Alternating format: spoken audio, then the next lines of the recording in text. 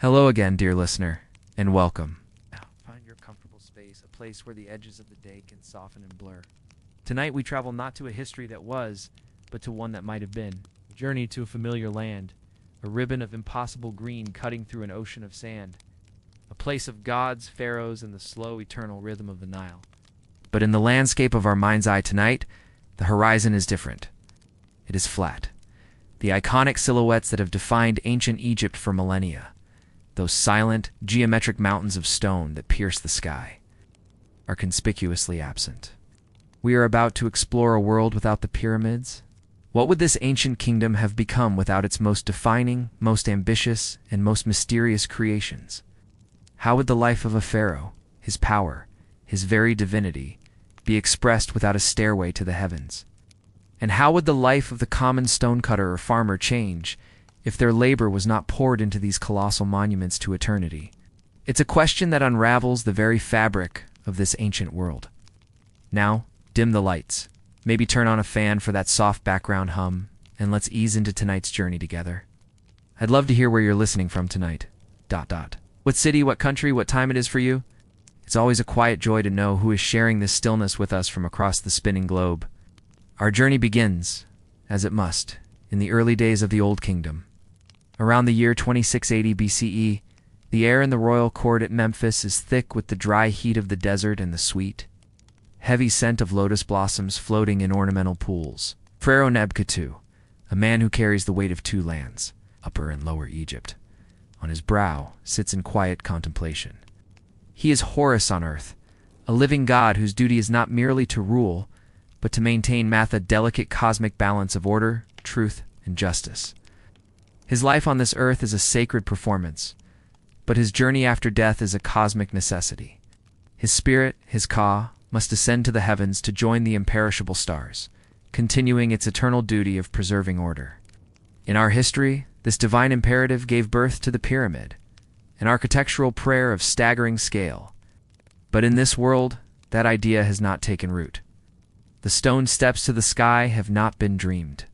Pharaoh Nebka summons his chief vizier and overseer of works, a brilliant man named Hemen. Hemen is a visionary, an architect, and a priest whose mind sees in patterns of stone and society. In our timeline, he would have been sketching angles on papyrus, calculating the immense logistics of quarrying and moving millions of limestone blocks for a grand tomb. But here the conversation is different. The pharaoh does not speak of a monument that points to the stars, but of one that embraces the land. The great god Ra travels across the sky each day in his bark, Nebka muses, his voice a low whisper in the vast audience hall. But his power is felt here, on the black earth, in the life that springs from the river's flood. My eternity should not be a lonely ascent. It should be woven into the very life of my people. Hemen listens, his mind racing. The divine mandate for an eternal house remains, but its form is now a blank slate. The pharaoh's immortality must be anchored not by reaching for the heavens, but by mastering the earth. The very expression of kingship, of divinity, of the afterlife itself, is about to be reimagined from the ground up. The energy that would have built mountains of stone is now coiled, waiting for a new direction. This redirection of divine ambition sends ripples down the entire hierarchy of the kingdom, fundamentally altering the life of every subject. In a quarry at Tura, across the river from the capital, a foreman named Kai stands with his crew. For generations, his family has prided itself on cutting the finest, purest white limestone, the casing stones destined to make a pharaoh's tomb shine like a captured star. His hands, calloused and strong, know the language of this stone, the way it splits under the patient persuasion of copper chisels and wooden wedges. He has spent his life preparing for the great work, the ultimate project that would give his labor cosmic meaning. But the royal decree that arrives by river barge speaks not of Tora limestone for a pyramid, but of Aswan granite for a different purpose. The massive state apparatus, the intricate logistical network of barges, scribes, and laborers, is not being mobilized to build a single monumental tomb. Instead, it is being rerouted. The new grand project is a series of colossal undertakings along the Nile. Pharaoh Nebka has decreed the construction of a vast network of canals, far more ambitious than any seasonal irrigation ditch. These are permanent waterways, lined with stone, designed to control the Nile's flood with unprecedented precision, turning thousands of acres of arid floodplain into fertile year-round farmland. Furthermore, the Granite Kai's crews are now tasked to quarry is not for a burial chamber, but for the foundations of a new, sprawling temple complex dedicated to Ra at Heliopolis. A temple not hidden within a funerary enclosure, but open to the people. Its scale intended to dwarf any religious structure ever conceived. Kai looks at his men. Their purpose has shifted. The dust in their lungs will no longer be the sacred dust of a pharaoh's eternal home, but the practical, life-giving dust of agricultural expansion. The clang of their chisels will not echo in the silent heart of a tomb, but in the foundations of projects that will feed thousands. It is, in its own way, a promotion in purpose, if not in cosmic glamour. A few of the older masons grumble, their dreams of working on a project for the gods now replaced with the mundane reality of digging ditches. One of them jokes dryly that at least the crocodiles in the new canals will be well fed, a small comfort, this fundamental shift in the state's focus. From funerary architecture to civic infrastructure changes the very nature of the Old Kingdom's economy. The immense wealth, the surplus of grain, and the perfectly organized labor of an entire nation are not being concentrated on a single point on the Giza Plateau. They are being spread along the length of the river. The power of the pharaoh is no longer demonstrated by a monument to his personal afterlife, but by his tangible control over the lifeblood of Egypt itself.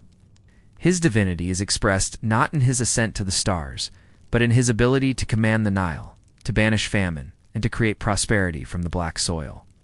The state bureaucracy, perfected to manage the pyramid projects, now applies its genius to water management, grain distribution, and the administration of a vastly more productive agricultural empire. The role of the vizier becomes less that of a mystical architect, and more that of a pragmatic engineer and economist. This Egypt is building a different kind of eternity one, rooted in the fertile mud, measured in bushels of wheat, and designed to endure not as a silent monument, but as a living, breathing, and prosperous kingdom. The foundation of its greatness is not a tomb, but a river tamed. The monumental shift away from pyramid building, from reaching for the stars to mastering the land, did more than just alter the economy and the landscape. It burrowed deep into the Egyptian soul, changing the very way an entire civilization conceived of life, death, and the eternal journey of the soul. Without the Great Pyramids as their theological anchors, the pharaohs and their people had to find a new way to answer the most fundamental question of their existence. How does a god-king secure his place in the cosmos? The answer they found would not be written in towering stone against the sky, but carved into the silent, secret darkness of the earth itself. The necropolis at Saqqara, in this alternate timeline, is a vastly different place. The familiar step pyramid of Djoser, a precursor in our history, is here an architectural dead end, a curious experiment that was never expanded upon. Instead, the plateau is covered with mastabas, the flat-roofed rectangular tombs that were the standard for the elite. But these are mastabas, unlike any seen before. They do not grow upwards, they grow downwards. We follow a royal architect, a man named Maruka. He inspects the progress on the tomb of Pharaoh Nebka II. He stands at the edge of a deep, square shaft cut into the bedrock, the sun beating down on his shaven head. Below him, the cool shadows promise a different kind of eternity. The project he oversees is a sprawling subterranean palace, a labyrinth of chambers, corridors, and false doors descending deep into the earth. It is a tomb built not as a stairway, but as a fortress for the soul. The air underground is cool and still, a welcome relief from the desert heat. The scent of freshly chipped limestone mingles with the faint, sweet smell of juniper incense burned by the priests in the offering chapel above. The only sounds are the rhythmic tap-tap of copper chisels on stone and the hushed whispers of the artisans, their voices swallowed by the immense silence of the rock. Maruka runs his hand along a newly carved wall. The reliefs here are not of the pharaoh ascending to the sun god Ra. Instead, they depict a perilous journey through the underworld, the Duat. Here is the pharaoh in his solar bark, not sailing across the sky, but navigating a subterranean river. Here are the gatekeepers of the underworld, fearsome deities with the heads of crocodiles and serpents who must be appeased with the correct spells. This is an Osirian afterlife, a theology of underworld trial and resurrection, taking root centuries earlier and with a ferocity that our timeline reserved for the New Kingdom. This architectural evolution reflects a profound change in faith. The afterlife is no longer a simple solar ascent. It is a complex, dangerous odyssey. The pharaoh's power is demonstrated not by the height he can reach, but by the depths he can conquer. His divinity is proven by his ability to navigate the underworld's treacherous landscape, to face its demonic inhabitants, and to emerge reborn each morning with the sun, just as Osiris did. The tomb becomes an intricate machine for this underworld journey, its complex passages designed to confuse evil spirits its chambers, filled with the magical artifacts needed for the trials ahead, and its walls covered in the essential map and guidebook. The first book of Gates composed 1,000 years before its time. The pharaoh's eternal life is no longer a guaranteed flight. It is a hard-won victory in the darkness beneath the sands.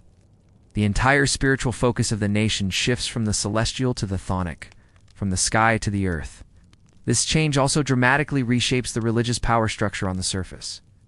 Without the singular, all-consuming project of a royal pyramid, which was managed directly by the pharaoh's administration, religious authority begins to pool in a different place, the great temples. At Heliopolis, the new great temple of Ra, funded by the explosive agricultural wealth from the state's canal projects, is now the largest religious structure in the world. Its power is not hidden in a necropolis. It is on full display. We find a young priest, Rahotep, performing his morning duties. He is one of thousands who serve this vast complex.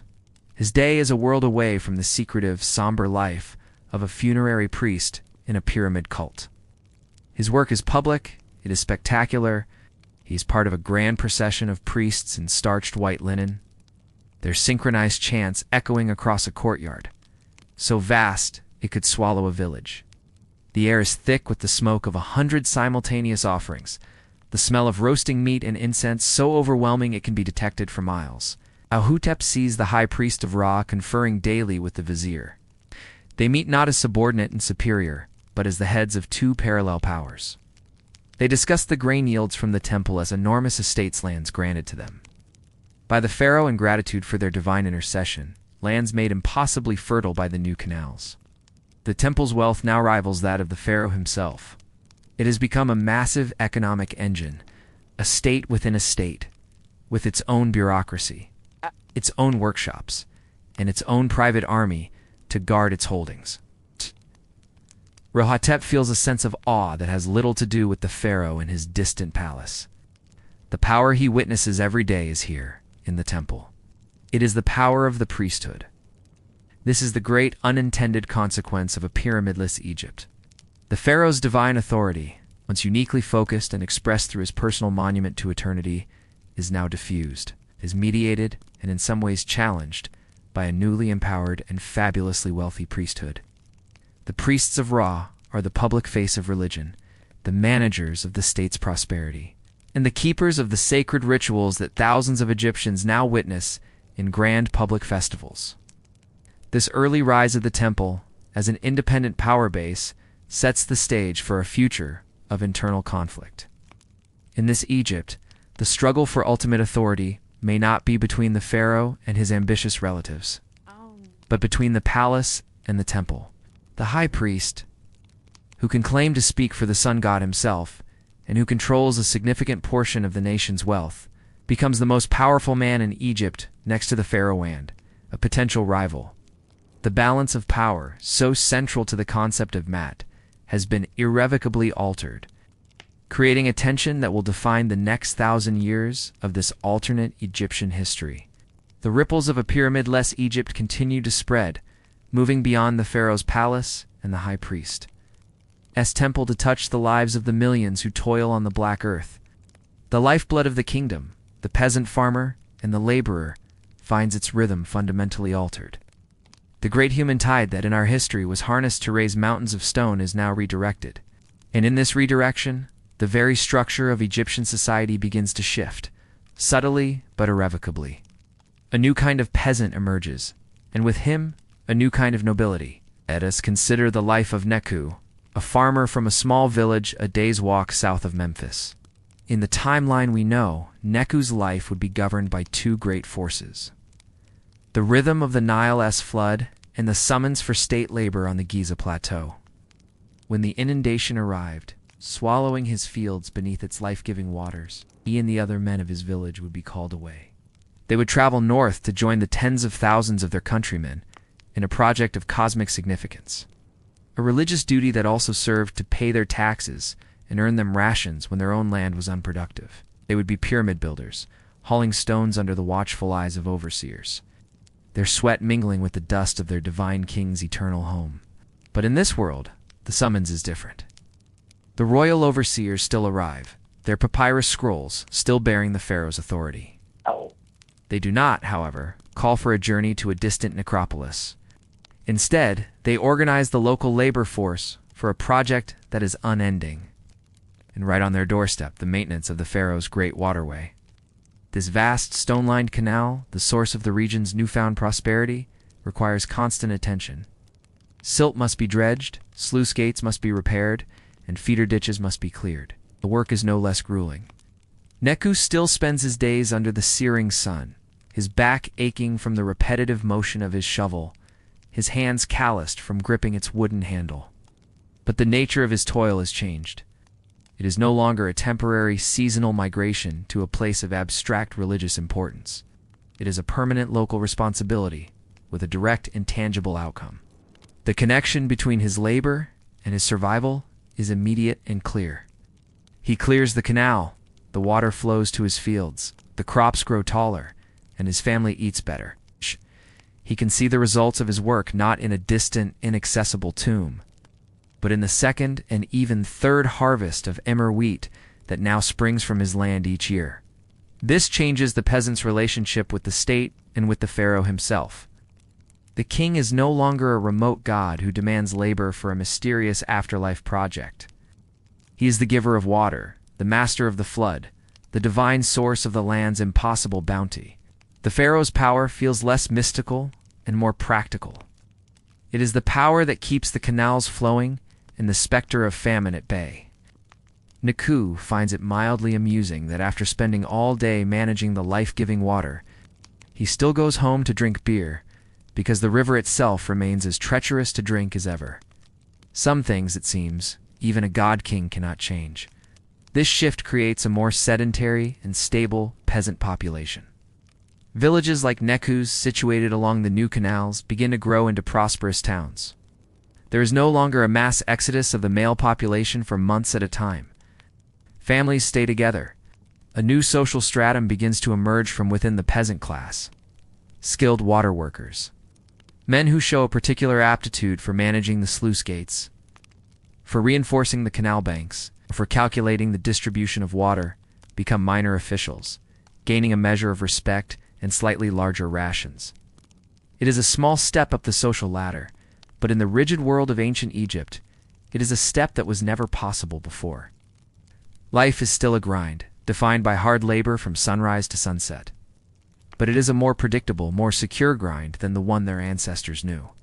Just as the life of the peasant is transformed, so too is the character of the nobility. The path to power, wealth, and influence for Egypt's elite no longer runs through the royal necropolis. In the old kingdom of our history, the greatest non-royal figures were men like Hemunu, vizier and architect of Khufu's Great Pyramid. Their prestige was tied directly to their role in the pharaoh's funerary project. But without pyramids to build, a new kind of aristocrat rises to prominence. The vizier Hemen, whom we met earlier, is the archetype of this new nobility. His grand titles are not overseer of all royal works, but rather master of the Nile's veins and chief of the royal granaries. His power derives not from his proximity to the pharaoh's corpse, but from his control over the nation's living body. In his vast offices at Memphis, the walls are covered not with architectural plans for a tomb, but with intricate clay maps of the Nile Valley, crisscrossed with the blue lines of existing and proposed waterways. The scribes in his employ are not merely counting stone blocks and calculating angles. They are engaged in the far more complex work of managing a supercharged agricultural economy. They measure water levels with a precision that would astound later civilizations. They calculate grain distribution, manage the surpluses from the new multi-harvest system, and plan new settlements in the reclaimed desert lands. The sheer volume of data they process gives birth to new, more efficient forms of mathematics and record-keeping. This is a bureaucracy focused on life, not death. The great noble families of Egypt now build their dynasties not on being granted a tomb near the pharaoh, but on being appointed as regional governors, the hereditary wardens of entire sections of the Great Waterway. Their power is immense, rooted in the fertile soil and the life-giving water. And it is far more permanent than the fleeting glory of serving a dead king's funerary cult. This new administrative elite, composed of brilliant engineers, logisticians, and agricultural managers, becomes the true backbone of the state. They are pragmatic, efficient, and fabulously wealthy from the land they control. While their loyalty to the pharaoh is absolute, for he is the divine source of their authority, their power base is far more independent than that. Their pyramid-building counterparts become a formidable and enduring bureaucratic class, one whose expertise is essential for the kingdom's survival. This creates a more resilient state, but also one where power is more diffuse. The pharaoh is still the undisputed god-king, but he now rules in partnership with two other mighty forces, the wealthy priesthood of the great temples, and this new, powerful nobility of administrative geniuses. The destiny of Egypt is no longer shaped by one man's dream of the stars, but by a complex interplay between these three centers of power, all rooted in the newly tamed, impossibly fertile land of the Nile, an Egypt whose heart is turned inward. Focused on the rhythm of its own tamed river, does not remain isolated from the world. Instead, it presents a new face to its neighbors, a different kind of power. The absence of the pyramids reshapes not only its internal society, but also its military posture and its reputation among the surrounding kingdoms of Nubia, Levant, and the distant nascent civilizations of the Aegean. The god-king still requires protection, the borders still need to be secured, and the wealth of the nation, now flowing more abundantly than ever, must be defended. This leads to the birth of a different kind of Egyptian army, and a different perception of Egypt in the eyes of the world. The massive, disciplined labor force, organized in quasi-military fashion to build the pyramids in our timeline, is not disbanded. This incredible human resource, a testament to the state's administrative genius, is repurposed. We travel south to the traditional border of Egypt at the first cataract of the Nile near the island of Elephantine. Here, a great fortress is under construction, a bastion against the Nubian tribes to the south. But this is no simple mud brick outpost. It is a masterpiece of military engineering, built on a scale that the historical Old Kingdom never attempted. The commander of this project is a general named Omenhat, and the troops under his command are known as the Corps of Royal Engineers. These are the sons and grandsons of the men who dug the great waterways. They are not primarily warriors trained for pitched battles in the open field. They are builders, logisticians, and masters of earth and stone. Their drills consist of constructing siege ramps, diverting streams, raising massive walls in impossibly short periods. General Amena, a product of the new administrative nobility, sees warfare through the lens of engineering.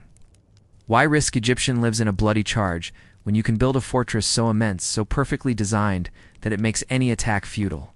The fortress at Bun, in this timeline, rises as a statement of overwhelming defensive power. Its walls are thicker, its moats deeper, its supply lines more secure than anything the ancient world has ever seen.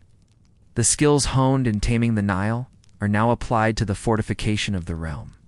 The soldiers, tanned and sinewy, move with the practiced efficiency of a lifetime of organized labor. The sharp commands of the officers are the same ones that once echoed over canal-digging projects. The primary mission of this army is not conquest, but control. They are here to secure the vital trade routes from Nubia, the source of gold, ivory, incense, and the exotic goods that the pharaoh and the temples demand. Pitched battles are rare and seen as a failure of planning. Instead, Egyptian power is projected through a series of interlocking, impenetrable fortresses that form a shield across the southern border. This Egypt becomes a fortress kingdom, a defensive superpower. Its foreign policy is less concerned with costly campaigns of expansion, which would be a drain on the precious agricultural surplus land, more focused on creating a perfectly secure, perfectly controlled economic zone.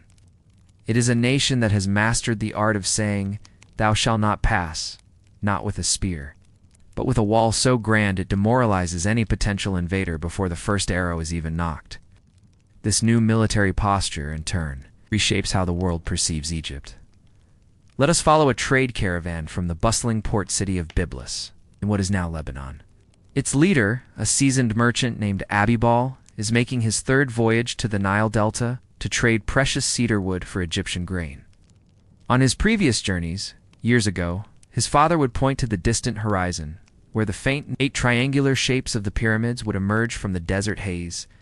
It was a terrifying and humbling sight, a symbol of a king so powerful he could command artificial mountains to be built for his own corpse. It spoke of a strange, death-obsessed culture with otherworldly power. But the view today is different. As Abibal's ship enters the mouth of the Nile, he sails not past a desert necropolis, but into the mouth of a vast, man-made canal, a highway of water teeming with barges laden with a golden tide of grain. He sees sprawling, meticulously planned cities along the banks, their skylines dominated not by tombs, but by colossal granaries, their whitewashed walls shimmering in the sun. He feels the thrum of a perfectly organized and unbelievably prosperous society. Later, as a guest in Memphis, he is taken to the great temple of Ra at Heliopolis. There are no secret passages or dark burial chambers here.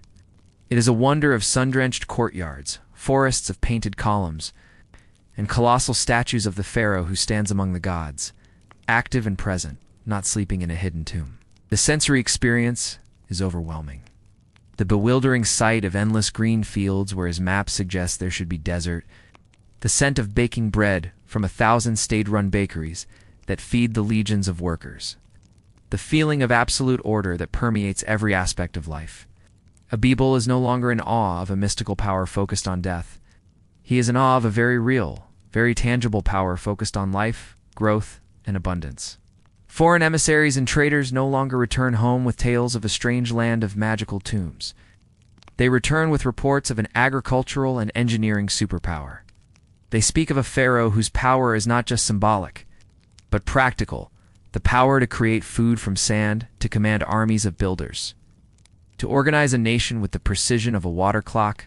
This might make them less fearful of Egypt's mysterious gods, but it makes them far more envious of its very real wealth. This Egypt is the world's breadbasket. It is the undisputed master of hydraulic engineering. Its reputation is built not on the mysteries of the afterlife, but on the certainties of its harvest. Abibal, the merchant, understands this new reality perfectly. He finds it amusing that the Egyptians, in their obsession with order, have made even their canals perfectly, unnaturally straight. Couldn't they have a gentle curve now and then? He mutters to his son. But he knows this rigid geometry is the source of their strength. In this world, Egypt is not the land of secrets and whispers. It is the land of undeniable, overwhelming, and edible power. A power that invites not just trade, but a deep and abiding envy from its hungry neighbors. While the great engines of the state, its economy, its religion, its military, have been rerouted onto new tracks, the soul of the culture, its art, and the daily life of its people follows in their wake. In a world where the pharaoh's eternal journey unfolds in the darkness beneath the earth, the art of the tomb must learn to speak a new, more complex language. And yet, for all these monumental changes in the lives of gods and kings, the eternal rhythms of the Nile ensure that the heart of Egyptian life remains, in many ways, unchanged. The art of this pyramidless old kingdom undergoes a profound transformation. In our history, the tombs of the nobles at Saqqara and Giza are marvels of serene, confident art. They depict an idealized version of earthly life, bountiful harvests, successful hunting trips, and peaceful family scenes, all designed to magically provide for the deceased in the afterlife. It is an art of eternal sustenance. But in this alternate world, the focus shifts. we venture into the newly completed tomb of Jehudi, the powerful provincial governor of a nome far to the south of Memphis. He is one of the new administrative nobility, his wealth derived from managing a vast and fertile section of the pharaoh's great waterway. His subterranean tomb, carved into the limestone cliffs overlooking the Nile, is a dark mirror of the pharaoh's own. As we descend the steep, narrow staircase, the flickering torchlight reveals walls covered not with scenes of bakers and brewers, but with terrifying and beautiful images of the underworld. The art has become darker, more narrative, more magical. Here we see Jehudi, his soul, or Ba, depicted as a human-headed bird, standing before a gate guarded by a knife-wielding demon. The hieroglyphs beside the image are not simple offering formulas. They are complex spells, incantations that must be spoken to pass the guardian. The walls of his burial chamber are a complete illustrated map of the Duat, a copy of the new mythological texts that were first pioneered in the pharaoh's own tomb. The journey of the noble soul is no longer a simple matter of having enough magical bread and beer. It is now a perilous quest that imitates the pharaoh's own struggle through the underworld. Ow. The colors on the walls are rich and symbolic the deep. Star-filled blue of the subterranean sky, the stark, menacing black of the demons, the vibrant green of resurrection. The plaster is impossibly smooth, cool to the touch, and the air is heavy with the scent of old paint and the profound, unnerving silence of the deep earth. This change marks an early democratization of the afterlife. The complex, perilous journey once reserved for the divine king is now the ambition of every high-ranking noble. They too must become an Osiris. They too must conquer death. This creates an explosion in demand for highly skilled artists and scribes, a new class of theological specialists who can accurately render the demons, gods, and sacred texts of the underworld.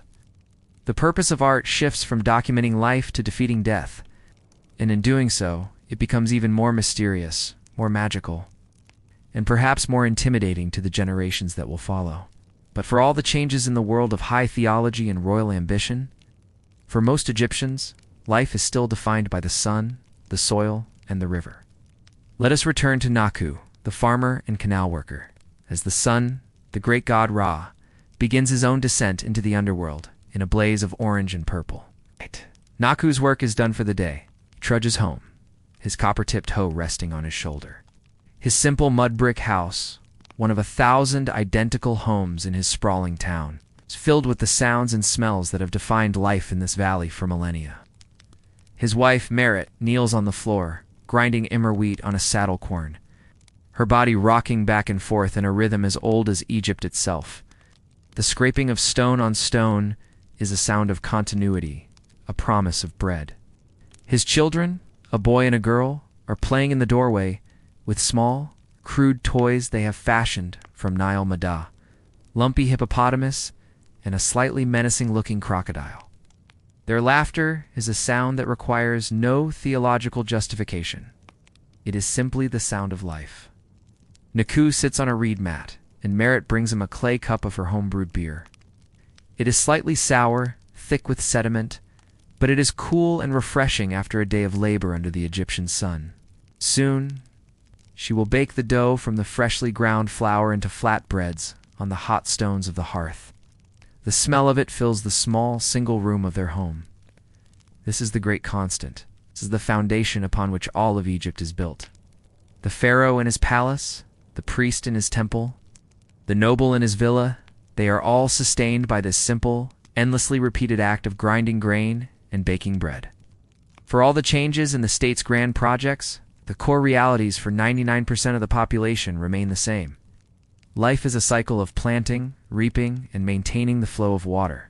Family is the central unit of society.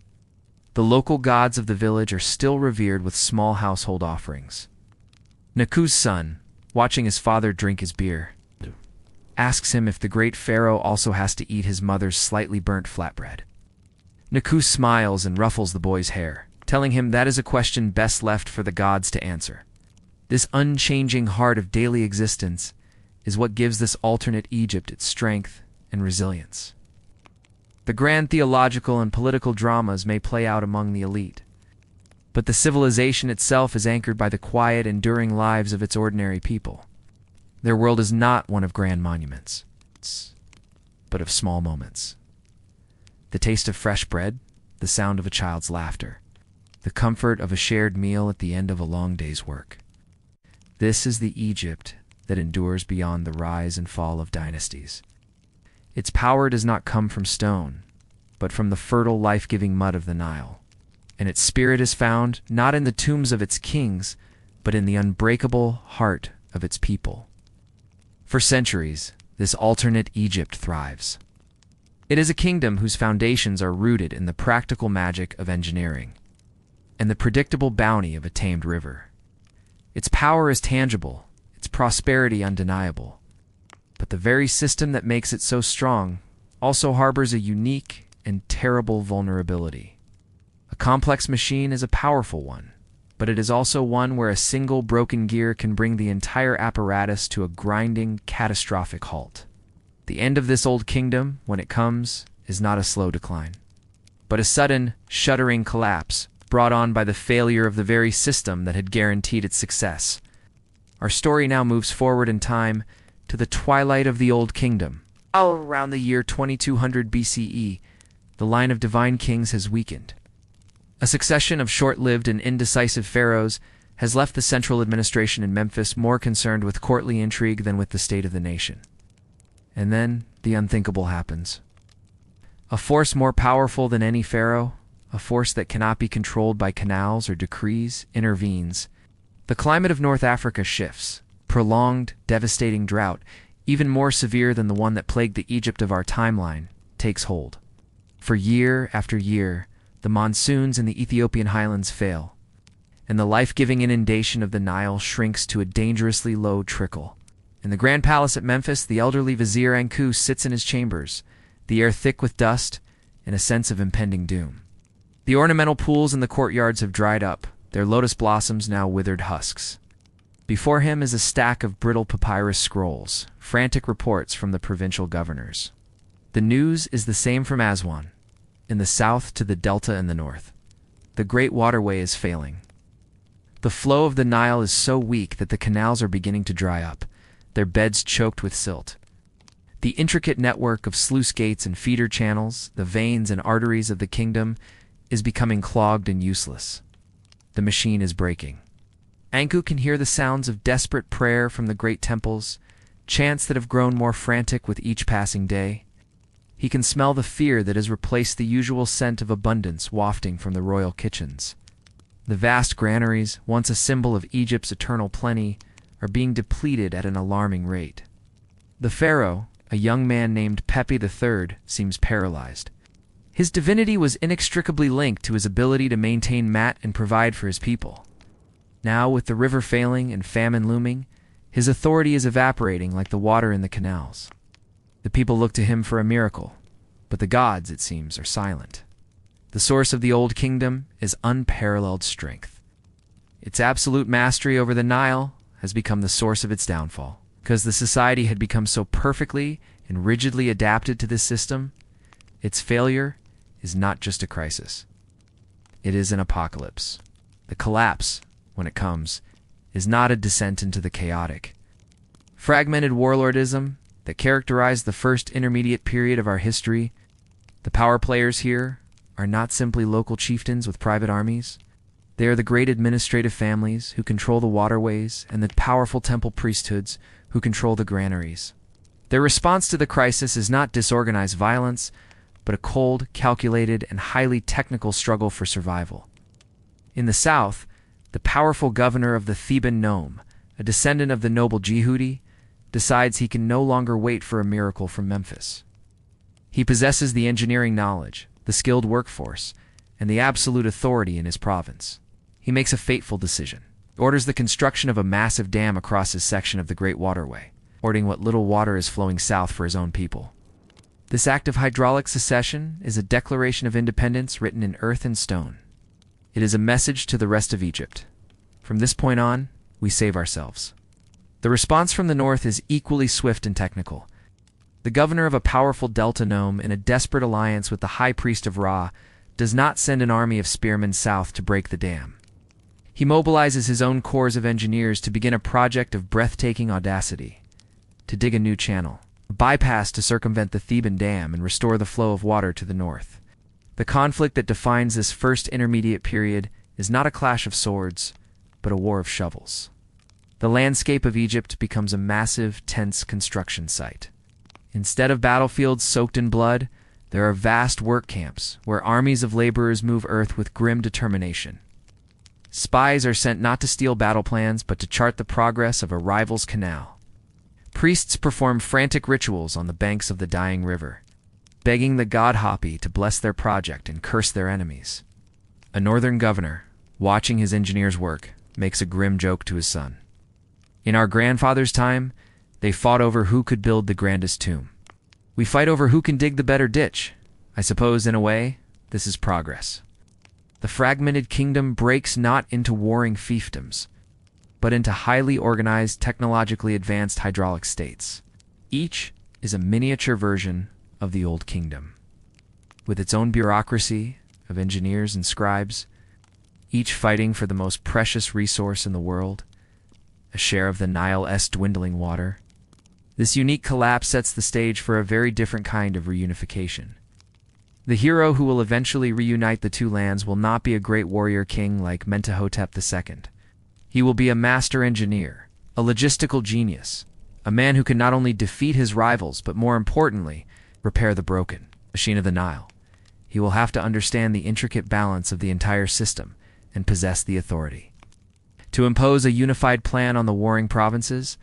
The path to restoring the divine pharaoh's power is not through conquest, but through reconstruction. The future of Egypt will be decided not by the man who wields the sharpest sword, but by the one who holds the most accurate map of the heavens and the waterways. Out of the fractured chaos of the first intermediate period, this war of the canals, a new Egypt must be born. The fragmented hydraulic states, each hoarding their precious water and knowledge, cannot endure forever. The memory of a unified, prosperous kingdom, a land where the entire river worked as one, remains a powerful cultural dream. The figure who eventually rises to fulfill that dream is not a brutal conqueror, but a man who embodies the new realities of Egyptian power. He is a unifier, yes, but he conquers not with the sword, but with the shovel and the scroll. From the powerful southern city of Thebes emerges a new line of princes, and one of them, Intef IV, proves to be the visionary the land has been waiting for. He is not a warrior in the traditional sense, though his command of the military is firm. His true genius, the source of his divine inspiration, lies in his unparalleled understanding of the Nile's hydrology. He has spent his youth studying the old maps of the Great Waterway, talking with the aging engineers of his grandfather's court, and developing a comprehensive vision for a fully restored, centrally managed system, one even more efficient than that of the Old Kingdom. His campaign to reunite Egypt is a masterpiece of strategic engineering. He does not launch a frontal assault on his northern rivals. Instead, he begins a series of brilliant public works within his own territory. He builds a new, more efficient canal that brings water to a vast tract of previously arid land, creating an instant surplus of grain. He introduces new irrigation techniques, like the Shadoof, simple but revolutionary water lifting device, allowing for easier cultivation. While his rivals are fighting amongst themselves for scraps of water, Intef is creating new wealth. The people of the south see his wisdom and flock to his banner.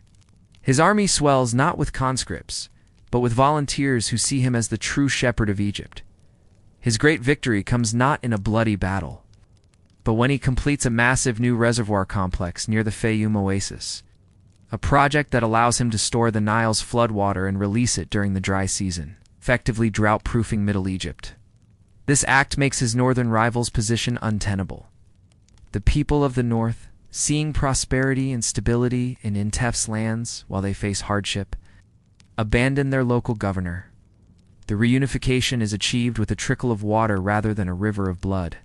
The grand ceremony marking the reunification of the two lands is held not in a military parade ground, but at the site of the new Fayum Dam.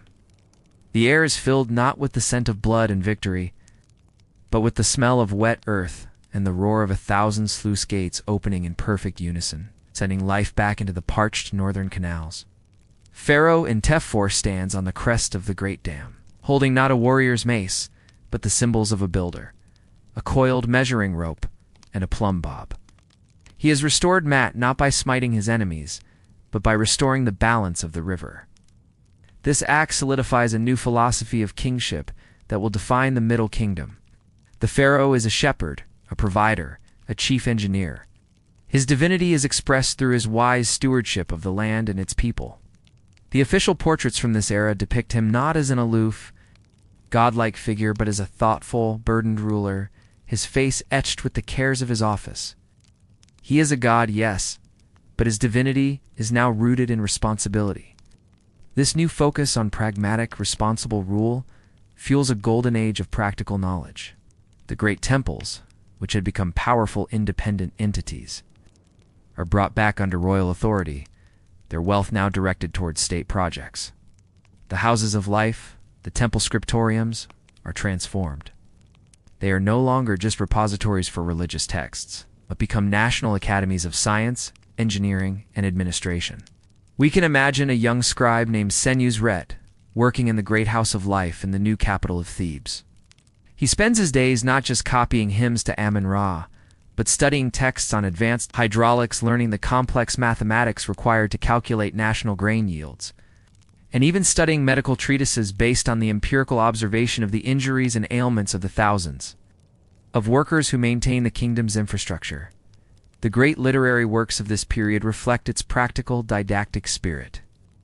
The wisdom literature, texts of instruction from fathers to sons, becomes the dominant genre.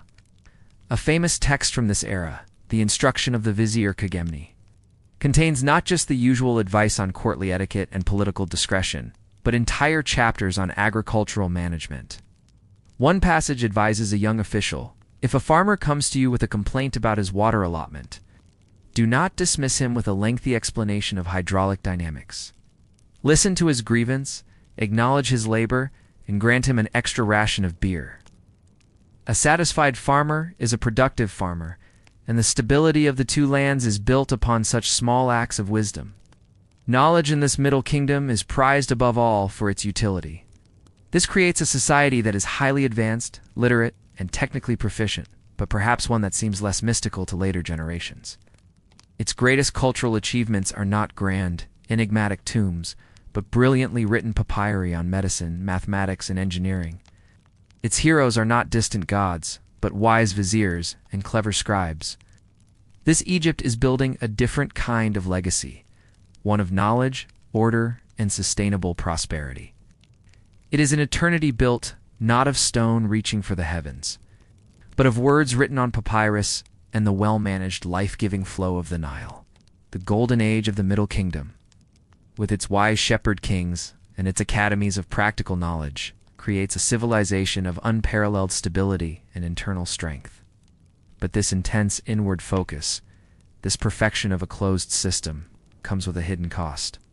A creature perfectly adapted to its serene pond is often helpless when a predator from the outside world leaps in. For centuries, Egypt's fortress-like borders and defensive military have kept its neighbors at bay. But technology, like water, always finds a way forward.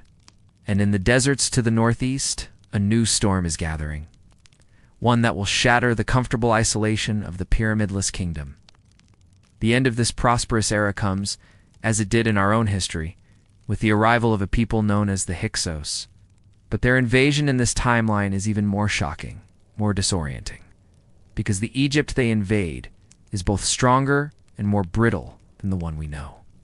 We find ourselves on the northeastern frontier, in the Sinai, at a massive border fortress that is the pride of the Egyptian military. Its commander, a young, confident general named Sobkotep, looks out from the battlements. His fortress is a marvel of engineering, the culmination of centuries of defensive science. He has received reports of nomadic tribes, the Heka Kasat, or rulers of foreign lands, moving across the desert, but he is not overly concerned. His walls are thick enough to withstand any siege engine he can imagine, and his granaries are full enough to outlast any army. Then, on the horizon, the Hyksos army appears, and it is unlike anything Sobkotep or his men have ever seen. They are not a disorganized horde of infantry marching slowly across the sand. They are a blur of terrifying speed. Squadrons of horse-drawn chariots, light, swift, and deadly, thunder across the desert floor. It is a weapon of which the Egyptians have no concept. From these mobile platforms, archers armed with powerful composite bows and other alien technology rain down arrows upon the fortress defenders. The range and penetrating power of these bows are far superior to the simple wooden bows of the Egyptians. Arrows thud into shields, and men with a force that seems supernatural. Sobkotep watches in horror and disbelief. His entire military doctrine is based on static, defensive warfare. His army of brilliant engineers knows how to build walls, but they have no answer for an enemy that moves like the wind. The Hyksos do not even attempt a lengthy siege of his fortress. In a brilliant, terrifying display of mobile warfare, the main body of their chariot army simply bypasses his stronghold, leaving a small force behind to keep him pinned down. They cut his supply lines and race virtually unopposed. Towards the heart of the fertile Nile Delta, the great shield of Egypt, so painstakingly constructed over centuries, has been shattered in a single day. The fortress kingdom, a master of keeping threats out, discovers it has no strategy for an enemy that is already inside, moving faster than news of its own arrival. The invasion is a profound cultural shock, a collision of two completely opposed worldviews. In the Delta city of Avaris, which the Hyksos quickly establish as their new capital, we see the conquest through the eyes of Pentu, a middle-aged scribe. His entire life has been a study in order. He is a man of numbers, of lists, of the meticulous records that keep the great machine of Egyptian agriculture running. His world is one of predictable cycles and rational planning. Now, he watches as Hyksos chieftains, warriors whose entire value system is based on personal bravery and martial prowess, occupy the governor's palace. They are a whirlwind of chaotic, violent energy. Pentu watches as their prized horses are stabled in the serene, sacred courtyards of the local temple. He hears their guttural foreign tongue echoing in the halls where disciplined Egyptian administrators once worked in quiet efficiency. The new rulers admire the wealth they have conquered, the full granaries, the comfortable villas, but they have no understanding of, or respect for the complex bureaucratic and engineering systems that created it. A Hyksos chieftain, frustrated by a complex papyrus scroll detailing the maintenance schedule for a local sluice gate, she throws it aside in disgust, declaring it would be far simpler to just smash the gate and let the river do as it pleases. The very thought causes Pentu to feel a physical pain, a deep-seated revulsion at such a violation of order. The Hyksos rule is not just a military occupation. It is an ideological one. For the first time in their history, the Egyptians are ruled by a people who do not share their core values. The Hyksos see the canals not as a sacred trust to be maintained, but as a resource to be exploited. They consume the agricultural surplus with lavish feasts, but they neglect the long-term maintenance required to sustain it. Slowly, parts of the great waterway begin to fall into disrepair.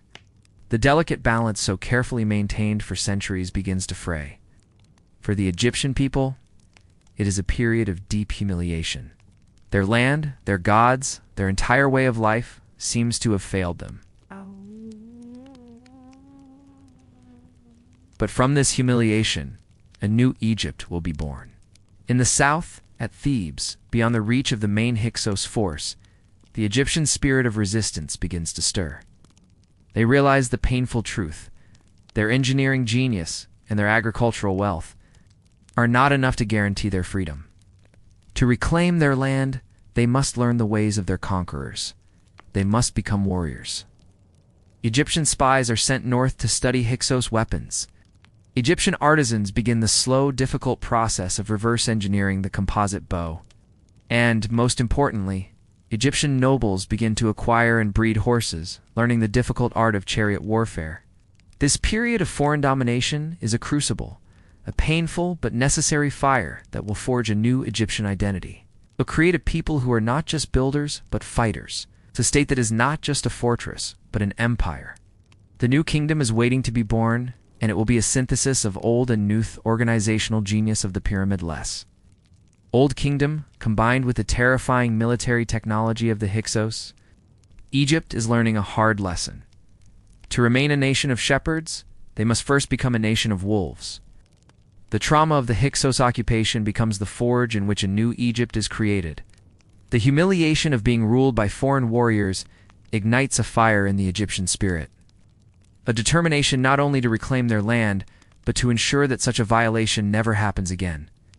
The new kingdom, born from this war of liberation, is a civilization transformed, a powerful hybrid that combines the engineering genius and administrative prowess of its past with a new, ruthless military might.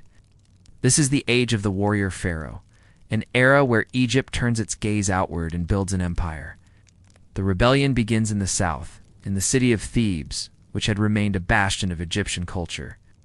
A line of Theban princes, beginning with Seqen-Urdau and culminating in his son. Ahmose methodically builds the foundation for the reconquest. But their campaign is not simply a series of vengeful battles. It is a logistical masterpiece that showcases the enduring strengths of their pyramid-less civilization. Ahmose's army is equipped with the weapons of their oppressors, squadrons of swift war chariots and legions of archers armed with the deadly composite bow. But unlike the Hyksos, who ruled through charismatic chieftains, Ahmose's army is supplied by the peerless logistical machine of the Egyptian state, a fleet of barges on the Nile, a remnant of the Great Waterways administrative network, keeps his forces perfectly supplied with grain, water, and weapons. He doesn't just defeat the Hyksos, overwhelms them with a force that is technologically equal, better organized, and fighting with the righteous fury of a people reclaiming their home. After a long and bitter campaign, Ahmose drives the Hyksos from Egypt, chasing them across the Sinai and into the Levant. But he and his successors, pharaohs like the great Thutmose the First and Thutmose III, do not stop at the border. The core lesson of the Hyksos invasion has been burned into their collective memory. The best defense is a strong offense. They systematically push into Asia, conquering the city-states of Qumran and Syria, creating a vast buffer zone to protect the Nile Delta. They march south into Nubia, securing the gold mines and trade routes with a permanent military presence. For the first time, Egypt becomes an empire. The pharaoh of the new kingdom is a new kind of ruler, a synthesis of the two ideals that have shaped this alternate history. He is both the chief engineer and the supreme commander. On the great temple walls at Karnak and Luxor, the pharaoh is depicted in two primary roles. In one relief, he is shown overseeing the construction of a new canal, or offering to the gods of the harvest. In the next, he is shown standing tall in his war chariot, his bow drawn, trampling the foreign enemies of Egypt under his horse's hooves. This dual identity, the shepherd and the wolf, becomes the central ideology of this powerful and aggressive new dynasty. This new imperial reality also brings a new approach to the afterlife. The trauma of the invasion, which saw many of the old, grand subterranean tombs of the nobles and officials near Memphis looted and desecrated by the Hyksos, creates an obsession with security. The pharaoh's eternal rest can no longer be guaranteed by complex passages and stone plugs alone. It must be protected by secrecy. And so, just as in our history, the pharaohs of this new kingdom turn to a remote, desolate valley on the west bank of the Nile at Thebes, a place of jagged cliffs and baking sun, which will become known as the Valley of the Kings. Under the direction of the Vizier Aneni, the first royal tomb is carved deep into the rock of the valley. The decision is a practical one, born of fear. The old necropolis at Saqqara was too well known, too accessible. This new royal burial ground will be a secret, its location known only to the special community of workers who live and die in a guarded, isolated village nearby, the village we know as Deir el-Medina. An old tomb worker, who remembers his grandfather's stories of the grand tombs near Memphis, might grumble about the new arrangement. In the old days, he'd say, the work was near the city. But now he has to live in a sun-blasted valley where the only entertainment is watching the scorpions. But he understands the necessity. The divine body of the pharaoh must never be disturbed again. The tombs themselves are a continuation of the architectural and theological trends developed in the pyramid-less Old Kingdom. They are not pyramids, but deep, subterranean passages that lead to a burial chamber, a model of the underworld. But now, funded by the wealth of a vast empire, they are decorated with an opulence that would have staggered their ancestors. The walls are covered in vibrant, perfectly preserved paintings, the complete illustrated guides to the underworld, the Amduat, the Book of Gates, the Book of Caverns. These are not just tombs.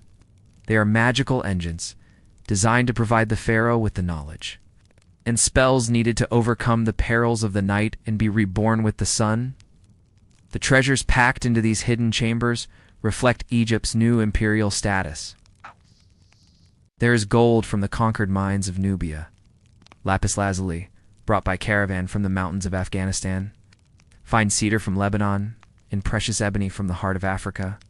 The pharaoh's afterlife is both more secret and more lavish than ever before, a perfect reflection of an Egypt that has become a wealthy, paranoid, and formidable imperial power.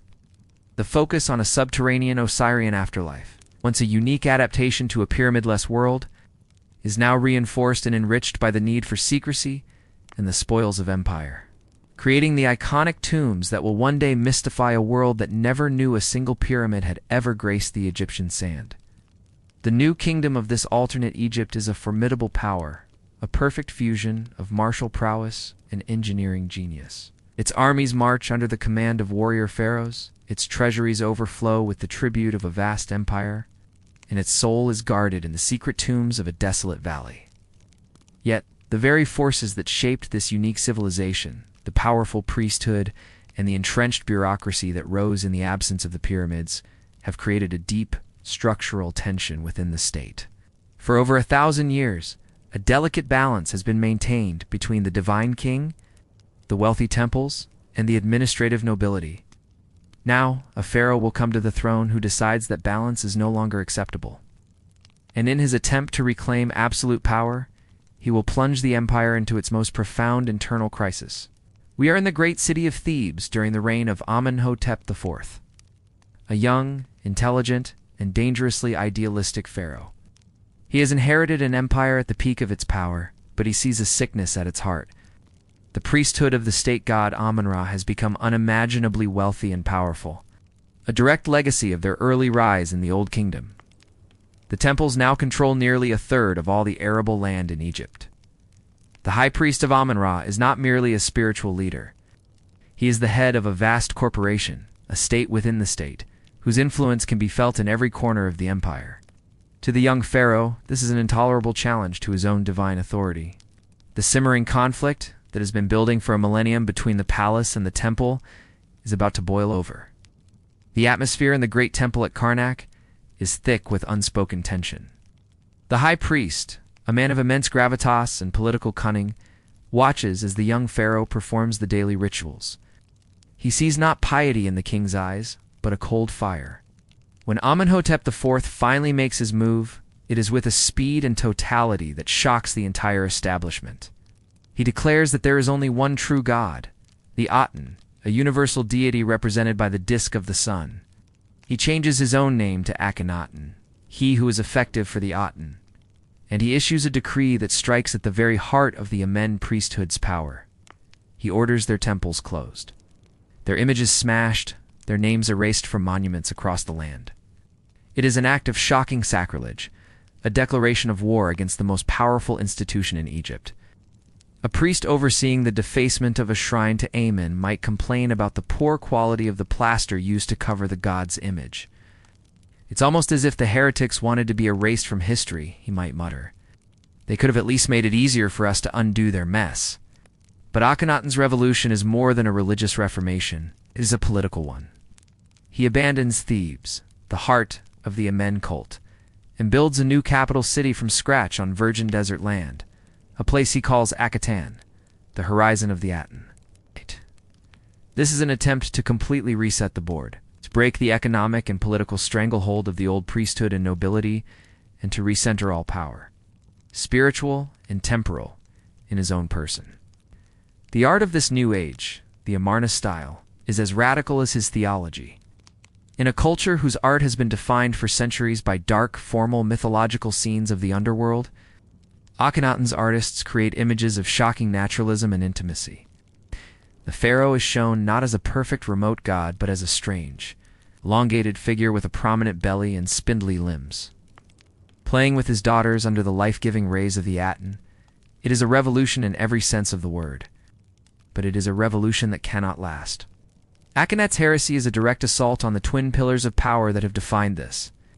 Pyramid-less Egypt, the wealthy temples and the administrative nobility whose own authority is tied to the traditional order.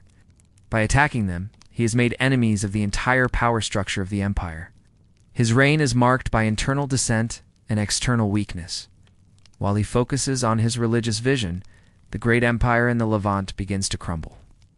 The intricate system of canals and granaries, the pride of the Egyptian state, begins to suffer from neglect. His revolution, built on the vision of one man, has no institutional support. And so, when Akhenaten dies, the old order reasserts itself with a vengeance. The restoration is orchestrated by the figures who have been waiting in the wings. The wizened vizier, I, the powerful general, Horemheb, and the triumphant high priest of Amun-Ra. They place a boy king on the throne, Akhenaten's young son, Tutankhaten. In a grand ceremony at Karnak, the boy's name is changed to Tutankhamun, the living image of Amun. He is a puppet, a living symbol of the revolution's failure. The royal court abandons the ghost city of Akhenaten, leaving its sun-drenched temples and palaces to be reclaimed by the desert sand. A great restoration stela is erected at Karnak, its inscription a piece of brilliant propaganda. It speaks of the chaos of the heretic's reign and celebrates the return of the old gods. But in this timeline, it includes a crucial passage that explicitly condemns Akhenaten for having abandoned the perfect system of management of the waters and the lands, his greatest crime. In the eyes of the restored elite, was not just religious, but administrative. He had failed in the primary duty of the shepherd king. Tutankhamun, the boy pharaoh, appears small and lost amidst the towering columns of the restored temple. A child surrounded by powerful men who are using him to erase his father's memory and cement their own authority. His famous golden treasures, in this context, seem less like the glorious possessions of a divine king, and more like a beautiful cage, a symbol of his gilded captivity to the forces of tradition. The restoration is a complete and total victory for the institutions that had grown to rival the pharaoh's power. They ensure that their authority will never be so directly challenged again. The later New Kingdom becomes an era of immense priestly and bureaucratic power, where the pharaoh rules, but the great institutions of the state truly govern. The legacy of a world without pyramids is a monarchy whose divine authority, lacking a singular monumental focus, has been built on a wider, more complex, and ultimately more contested foundation. The great imperial age of the New Kingdom, forged in the fires of liberation and funded by the spoils of conquest, could not last forever. The delicate balance of power between the pharaoh, the priesthood, and the bureaucracy, which had defined this pyramid-less Egypt, began to decay. As the centuries wore on, the warrior pharaohs gave way to weaker, less effective rulers. The empire's holdings in Asia were lost, and the internal strength of the kingdom, once its greatest asset, began to atrophy. Egypt, still fabulously wealthy, but militarily complacent, became a tempting prize for the rising, more aggressive empires of the ancient world.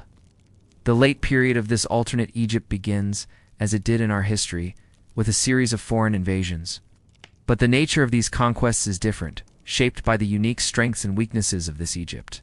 We are in the Nile Delta, around the year 671 BCE. The brutal, stoppable war machine of the Neo-Assyrian Empire is sweeping across the Levant, and has now arrived at the borders of Egypt. The local provincial governor, a man descended from a long line of administrative nobles, reacts as his ancestors would have. He does not panic and mobilize a citizen army for a pitched battle. He trusts in the system. He sends orders to secure the vast granaries, to close the locks on the canals, to flood the approach routes, and to withdraw his small professional garrison behind the thick mud brick walls of his fortified city. Thinks in terms of engineering and attrition. But the Assyrians are a new kind of enemy. They are not deterred by Egypt's traditional defenses. They are masters of siege warfare, of psychological terror, of a ruthless efficiency that shocks the ordered Egyptian mind. They do not get bogged down by the flooded canals. They build causeways of earth and the corpses of prisoners to cross them. They do not settle in for a long siege, hoping to starve the city out. They bring with them sophisticated siege engines, battering rams, and mobile towers, technologies of aggression that the defensively minded Egyptians have neglected to develop. The governor watches in disbelief from his walls as the Assyrian army, a machine of organized barbarism, dismantles the defenses that have stood for centuries. His world, a world of logic, order, and control, is being torn apart by brute force. Egypt's long and successful history of focusing on defensive engineering and internal management has made it a rich but brittle prize. The foreign conquerors, first the Assyrians, then the Babylonians, and finally the Persians, find it shockingly easy to defeat the Egyptian armies in the field. But once they have conquered the land, they face a far more complex and bewildering challenge: how to rule it. You can imagine a newly installed Persian satrap, governor appointed by the great king, sitting in the old palace at Memphis. He is a brilliant politician and a veteran of a dozen campaigns. He understands power as it is wielded in the rest of the world through force, tribute, and the loyalty of subordinate kings. But Egypt is different. He finds himself surrounded by a sea of Egyptian scribes and engineers, the quiet, unassuming inheritors of a 3,000-year-old bureaucratic tradition. They present him with papyrus scrolls of bewildering complexity, detailing canal maintenance schedules, quarterly grain yield projections, and the intricate land holdings of the great temples. They speak a language of numbers, of cycles, of a system so ancient and so perfectly intertwined with the river that it operates almost as a force of nature. The satrap who wishes to rule finds that he must first learn. He cannot simply issue a decree. He must first consult with the keepers of the system, who explain to him with an infuriating but impeccable logic all the unforeseen consequences his order might have. He suggests diverting a major canal to create a pleasure garden for his new palace, a common practice in Persia. The chief engineer, with a quiet, knowing smile, explains with exaggerated deference how such a diversion would not only violate sacred tradition, but would also cause a catastrophic drop in the grain yield of 3 downstream provinces, likely leading to famine and rebellion. The satrap feels like a king in name, but a prisoner in practice, trapped in the gilded cage of his own conquest. He jokes to a fellow Persian, "I have conquered the land of Egypt, but I believe the scribes of Egypt have conquered me." This is the ultimate ironic legacy of a world without pyramids. The true eternal monument of Egypt is not a great tomb of stone, but the bureaucracy itself. It is a silent, unbreachable fortress of procedure, precedent, and knowledge. This system, perfected over millennia, becomes the primary tool of Egyptian cultural survival. Foreigners may sit on the throne, but the country is still run by Egyptians according to Egyptian principles. The bureaucracy becomes a form of passive resistance, absorbing and neutralizing the commands of its new masters, ensuring that the core of Egyptian life, the management of the Nile, continues uninterrupted. This allows the culture to endure periods of foreign domination with its essential character intact. Though subjugated, it is never truly broken. It is merely waiting, its ancient systems running silently in the background, ready to reassert themselves the moment the foreign power shows any sign of weakness. The absence of the pyramids has created a civilization whose soul is not in its monuments, but in its methods. The long centuries of foreign domination, from the Assyrians to the Persians, were a period of quiet endurance for Egypt. The land was ruled by outsiders, but its soul, the intricate bureaucratic and engineering system that managed the Nile, remained stubbornly Egyptian. This ancient silent machine outlasted every conqueror, subtly shaping their rule and preserving the core of the civilization. But now, a new kind of conqueror arrives, one who will not merely rule Egypt, but engage with it, challenge it, and be transformed by it. In 332 BCE, Alexander the Great arrives, and after him, his Greek successors, the Ptolemies. This is not just another conquest. It is a profound and consequential encounter between two of the ancient world's most brilliant civilizations.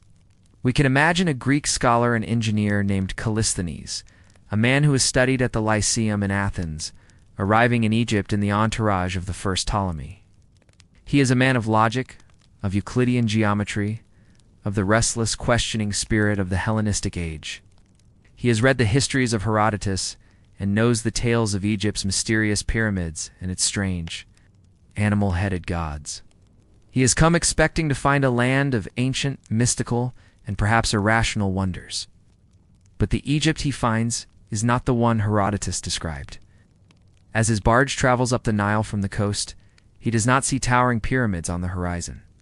Instead, he sees the Great Waterway, a continent-spanning work of hydraulic engineering that makes the aqueducts of the Greek world look like garden trenches. He is taken to the houses of life, the great temple libraries, and finds them to be not just repositories of spells and hymns, but functioning academies of science. He is shown papyrus scrolls that contain not just stories of the gods, but complex mathematical calculations for predicting the Nile's flood. Detailed medical texts based on centuries of empirical observation and vast, meticulous administrative archives that chart the kingdom's prosperity with a precision that astounds him. This is not the land of mystical barbarians he was led to expect. This is a land of formidable ancient science. The Greek reaction to this Egypt is not one of mystical awe, but of deep professional respect. They see in the Egyptian system a different kind of genius, less theoretical and abstract than their own, but overwhelmingly powerful in its practical application. This changes the entire dynamic of the Ptolemaic dynasty's rule. The Ptolemies do not simply impose Greek culture upon a passive and decaying land. They engage in a true and fruitful synthesis. They recognize the immense power of the Egyptian administrative system, and they don't dismantle it. They upgrade it. Greek engineers, with their knowledge of geometry and mechanics, work alongside Egyptian masters of hydrology to make the canal system even more efficient. Greek doctors study the medical papyri of the Egyptians, combining the empirical knowledge of the houses of life with the theoretical framework of Hippocratic medicine. It is a marriage of two great practical traditions, a fusion that creates a state of unprecedented wealth and efficiency. At the heart of this new synthesis is the city of Alexandria, and at the heart of Alexandria is its great library. In this timeline, the library's purpose is subtly but profoundly different. While it still aims to collect all the world's knowledge, its most urgent and massive project is the translation of Egypt's vast archives of practical and scientific knowledge. The chief librarian, a Greek scholar from Athens, oversees a large team of elderly Egyptian scribes, painstakingly translating millennia of administrative records, engineering manuals, and medical texts from hieratic script into Greek. The most prized acquisitions for the library are not rare editions of Homer's Iliad, but complete sets of the royal manuals of canal. Maintenance from the reign of Intef IV, or the mathematical principles of advanced grain storage. A young Greek scholar arriving in Alexandria might joke to his friends back home that he came to Egypt to study the mysteries of Osiris, but has instead become the world's leading expert on the migratory patterns of the Nile goose and their impact on barley yields. The Library of Alexandria becomes the world's first great institute of applied science. Its fame rests not only on its collection of poetry and philosophy, but on its unique and unparalleled repository of Egyptian practical knowledge. Scholars from across the Mediterranean world flock here not just to read Plato, but to study the methods that have made Egypt the most prosperous and stable kingdom on earth for 3,000 years. The Ptolemaic kingdom thrives, its wealth built upon a scientifically managed agricultural system that is the envy of the world. It is a Hellenistic kingdom in its language and its intellectual life, but its foundations are built upon the ancient, enduring genius of a pyramid-less Egypt. This legacy, the marriage of Greek theory and Egyptian practice, is a direct result of a civilization that, from its earliest days, invested its monumental ambitions not in tombs for the dead, but in the infrastructure of life. The brilliant fusion of Greek and Egyptian genius under the Ptolemies creates a kingdom of immense wealth and stability. But the wider Mediterranean world is in flux. A new power is rising in the West, a power built on discipline, law, and an insatiable appetite for conquest. The Roman Republic, and later the Empire, turns its gaze eastward, and it is inevitable that its path will lead to the ancient, fertile land of the Nile. The final chapter of ancient Egypt's independence will be written not in hieroglyphs, but in the stark, efficient letters of Latin. When the Romans arrive in the 1st century BCE, culminating in the conquest by Octavian after the defeat of Cleopatra and Mark Antony, they're not entering a land of crumbling, mysterious monuments. In our history, the Romans were captivated by Egypt's exotic otherness, the pyramids, the Sphinx, the strange animal-headed gods. It was a land of ancient magic and secrets. But the Egypt the Romans find in this timeline inspires a different and perhaps more profound form of respect. Let us follow the first Roman governor, a pragmatic, no-nonsense administrator named Aulus Vitruvius Polo. He arrives in Alexandria expecting to find a decadent, chaotic, and difficult-to-manage Hellenistic kingdom ripe for the picking. Instead, he finds a province that runs with the clockwork precision of a Roman legion. He is met not by disorganized local chieftains, but by a calm, efficient bureaucracy of Egyptian scribes, who present him with flawless records of taxation, grain yields, and population census data, all cross-referenced and dating back centuries. He travels south, to Memphis, to inspect the administrative heart of the country, and finds the system of canals and granaries in perfect working order. The grain shipments to Rome, which are now his primary responsibility and the key to his political survival, are already being organized with a logistical efficiency that impresses even his Roman sensibilities. The governor's initial suspicion gradually melts into a deep, grudging admiration. He walks along the stone-lined banks of the great waterway, marveling at the sheer scale and brilliant simplicity of the sluice gates and reservoirs. He reviews papyrus scrolls detailing the system of water distribution and land management, recognizing a form of practical genius that is both alien and deeply familiar to the Roman mind. For Rome, this Egypt is the perfect province. It is not a place of mystical wonders to be plundered, for its exotic treasures there are no great pyramids to strip of their casings, no giant tombs to marvel at. It is, instead, a vital and perfectly functioning asset. It is the breadbasket of the new empire, and its smooth operation is essential to the stability of Rome itself. Roman rule, therefore, becomes a matter not of transformation, but of preservation. The new Roman masters are wise enough to understand that the system they have inherited is the product of 3,000 years of refinement. Their primary goal is simply to keep the machine running. Roman engineers are sent to Egypt not to impose their own methods, but to study and learn from the ancient Egyptian techniques. The principles of Nilotic water management are documented and incorporated into Roman engineering projects across the empire, from the arid plains of Spain to the river valleys of Gaul. Egypt becomes a kind of vast, living textbook of administrative and engineering science for its new rulers. This, in turn, shapes how the Roman world dreams of Egypt. The phenomenon of Egyptomania still occurs, but it is of a completely different character. We travel to the sprawling villa of a wealthy Roman senator on the outskirts of Rome. In our timeline, its gardens might be decorated with a stolen obelisk or a statue of Bastet, the Egyptian cat deity. His walls might be painted with scenes of ceremonies dedicated to the goddess Isis. But here, the senator's fascination is with Egypt's practical genius.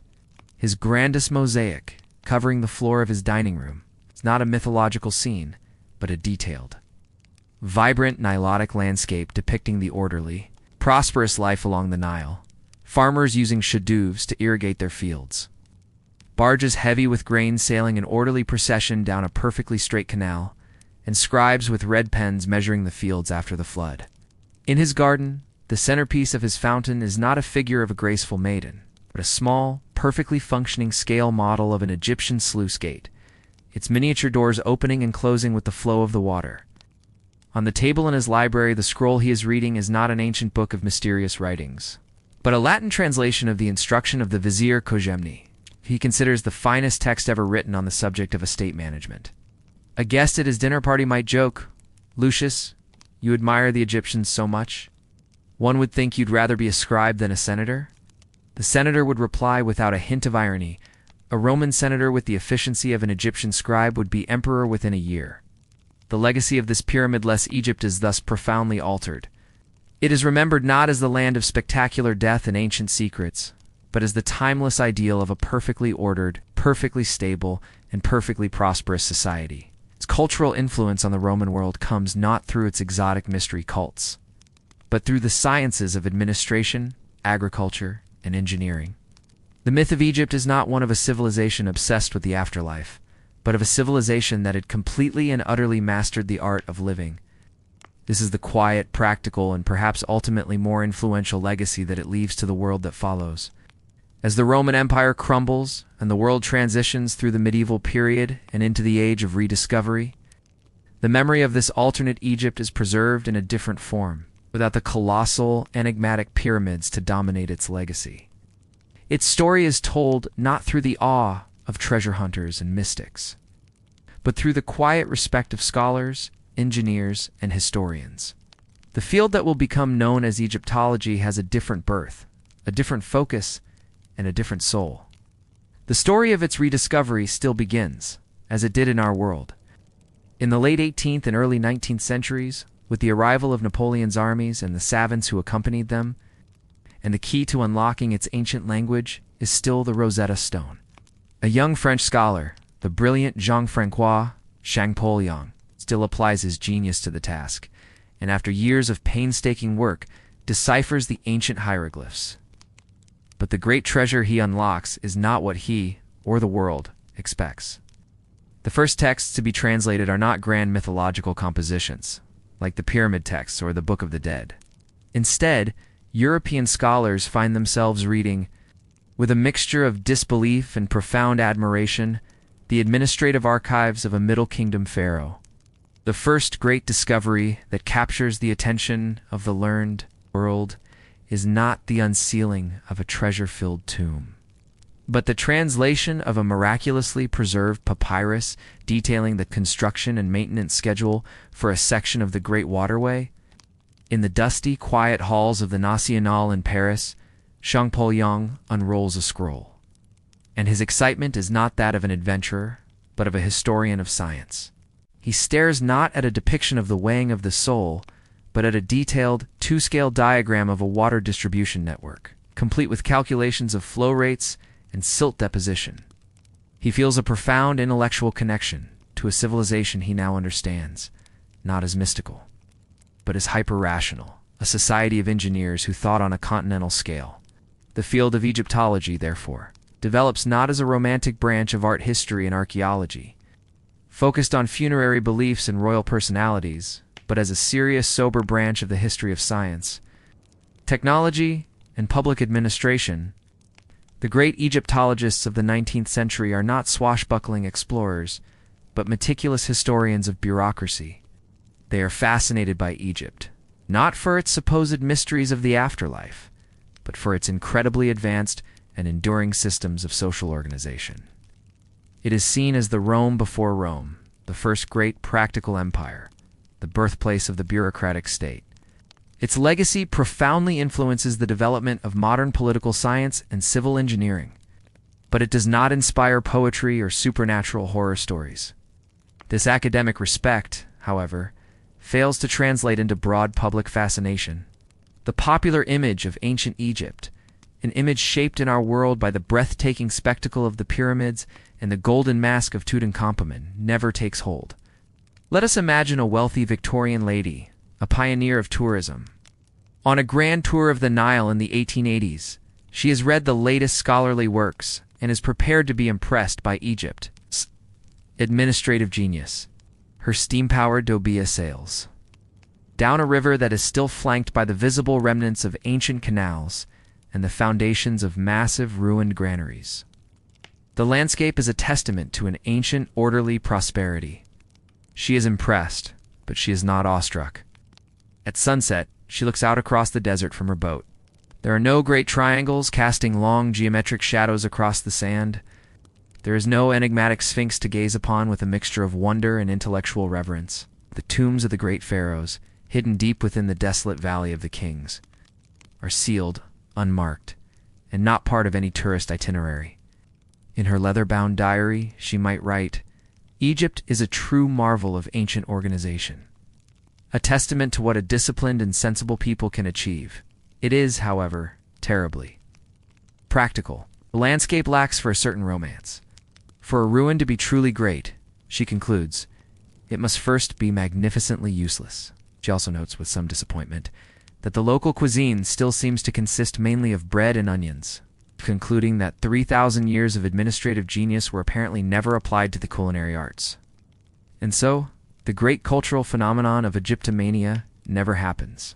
There are no pyramid-shaped paperweights on Victorian desks, no obelisks in the parks of London and Paris, no Art Deco cinemas designed to look like the entrance to Tutankhamun's tomb.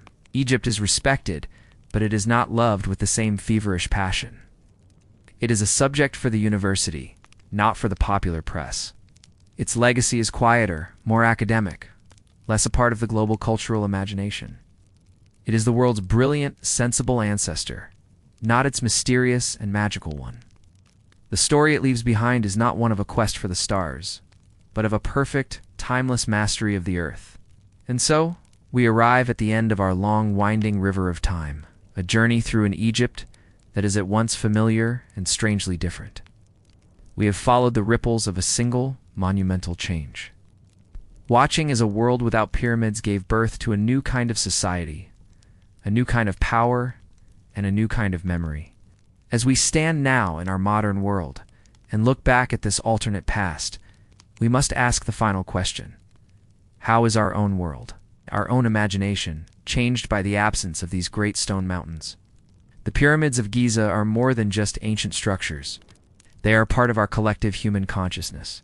They are the ultimate symbol of endurance, of mystery, of an ambition so vast it seems to defy human scale. They are the first and last of the 7 wonders of the ancient world to remain standing. But in the timeline we have explored, that list is different. The Great Pyramid is not on it. The catalog of ancient genius is perhaps a little less diverse, a little more dominated by the achievements of the Greek-speaking world. The profound geometric silence of Giza is replaced by the ruins of another wonder. Perhaps the Great Dam at Fayum, or the sprawling, sun-drenched Temple of Ra at Heliopolis. Wonders of immense skill, to be sure, but wonders of a different, more practical order. Think of the shape itself, the pyramid, a form that is elemental, timeless. In our world, it is everywhere. It is on the back of the American dollar bill, a symbol of endurance and mysterious providence. It is in the logos of corporations seeking to convey stability and power. It is in the glass entrance to the Louvre, a modern echo of an ancient form. In the world we have just imagined, this shape is less potent, less present in our shared visual language. Its power is not that of a cosmic stairway, but simply a stable geometric form. The absence of the pyramids leaves a small but perceptible void in our culture. Conspiracy theories, for instance, would have to find a different focus. The idea that the great canals of Egypt were built by aliens somehow lacks the same dramatic flair. The story we tell ourselves about the ancient world and about human potential is altered. Without the pyramids, the past seems a little more rational, a little more comprehensible. The ancient Egyptians of our alternate history are not a people who spent centuries and the wealth of a nation on a magnificent, otherworldly gamble. They are a people who invested wisely, who built for the present, who perfected the systems of life. We lost a monument not just of stone, but of a particular kind of human dream, the audacious, illogical, profoundly human dream of cheating death by building a personal mountain to the stars. The past becomes a more sensible place, but also a place with a little less thunderous, inexplicable awe. The Egypt that emerged from our journey was, in many ways, a more successful civilization. Its focus on infrastructure created a more stable and prosperous life for its people. Its legacy of practical science laid a more direct foundation for the achievements of the Greeks and Romans. It was a civilization of canals, granaries, and brilliant bureaucracies. Its gifts to the world were tangible: administrative science, hydraulic engineering, and a model for the perfectly managed state. The Egypt of our timeline, the Egypt of the pyramids, gave the world a different, less tangible, but perhaps no less powerful gift. It gave us a sense of wonder, gave us a mystery that has fueled our imagination for 4,000 years. It gave us a tangible link to a deep, almost alien past, a reminder of a time when the world was enchanted. As we prepare to leave this imagined history, let us hold 2 images in our mind. The first is from the world we have created tonight, the image of the Nile Valley as a perfect, ordered garden. A vast green landscape of immense productivity, humming with the quiet efficiency of a perfectly run machine. It is a landscape of profound competence, but perhaps one of limited inspiration. The second image is from our own world. A lone traveler standing in the desert at dusk, their silhouette small against the colossal dark triangle of the Great Pyramid. They are overwhelmed by its scale, by its impossible age, by its deep, resonant silence. They are in the presence of an idea made stone, an idea that whispers of eternity, of the stars, and of the terrifying and beautiful scope of human ambition. Which civilization left the greater legacy? Is the one that mastered the practicalities of life, or the one that dared to build for an eternity it could only imagine? There is no simple answer, and it is a question to ponder as you drift towards sleep. The history we know is but one of many possible streams. In exploring another, we can better understand the strange and wonderful currents of our own. The world without the pyramids is a quieter, more sensible place. But it is also a world with a little less magic, a little less mystery, and one less great wonder to stand before in silent, humble awe. And so, our journey down the silent Nile, through the fields and waterways of an Egypt that might have been, now comes to its gentle end. We leave behind the world without pyramids, a world that traded spectacular monuments for a sprawling, quiet marvel of order and life. In the shadow of their absence, a different civilization grew, one whose genius was written not in towering stone, but in the meticulous records of scribes and the life-giving flow of water. It was a kingdom that chose sustenance over spectacle, practicality over posterity, a legacy of administration over one of awe. They built a world that was perhaps more sensible, more stable, and kinder to the common person, a land where the harvest was more certain, even if the afterlife was a little more mysterious. The price of a stairway to the stars, it seems, was a deeper connection to the fertile earth beneath their feet. But now, the canals of that imagined past grow still. The hum of that great practical machine softens into silence. Let the images of prosperous towns and tireless engineers fade like a mirage in the desert heat. Let the questions of what might have been drift away like sand in a soft wind. All that remains is the gentle quiet of your own room, the soft weight of your blanket, and the steady, easy rhythm of your own breathing. The great projects are finished for the night. The scribes have put down their pens. The river flows on, untroubled by our dreams. There are no more histories to build tonight, only rest. Sleep now, dear listener. Sleep well.